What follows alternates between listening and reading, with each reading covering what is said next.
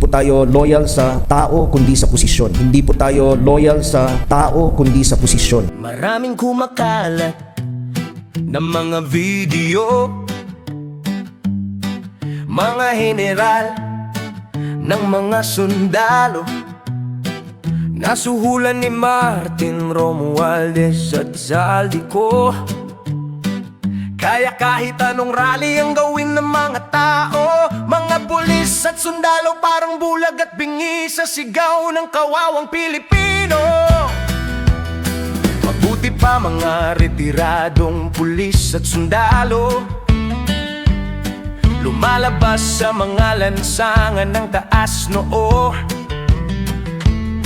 umaalalay sa sigaw ng mga Pilipino, laban sa gobyernong kurap, pahirap at gahaman sa pwesto.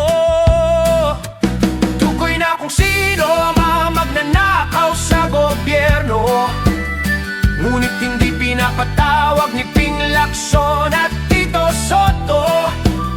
Mga testigo na dagdagan ng mga testimonya pagkatapos makausap ni Boying Remulla. Sobrang halata, pinoprotektahan ng mga kawatan na namumuno sa bayan.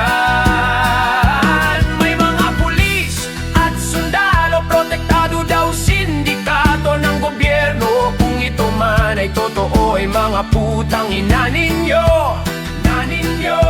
Ngunit kung hindi totoo, magsalita na kayo, wag magbulag-bulagan.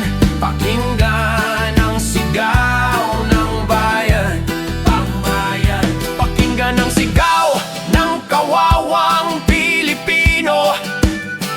Pababain na sa pwesto ang adik na Pangulo. Kapag ito'y nagawa ninyo, babalik ang respeto ng mga Pilipino. Tanging kayo na lang inaasahan ng kawawang sambayanan. Ito ay aming karapatan na kayo ay pagsasabihan, pagkat pinapasweldo kayo ng nagdurusang Pilipino. Tukoy na kung sino mga magnanakaw sa gobyerno, ngunit hindi pinapatawag ni Ping Lacson at Tito Soto. Mga testigo na dagdagan ng mga testimonya pagkatapos makausap ni Boying Remulla. Sobrang halata, pinoprotektahan ng mga kawatan na namumuno sa bayan. May mga pulis at sundalo, protektado daw sindikato ng gobyerno. Kung ito man ay totoo ay mga putang ina ninyo, Ngunit kung hindi totoo, magsalita na kayo, wag magbulag-bulagan. Pakinggan ang sigaw ng bayan, pakinggan ang sigaw ng kawawang Pilipino. Pababain na sa pwesto ang adik na Pangulo. Pababain na sa pwesto ang adik na Pangulo.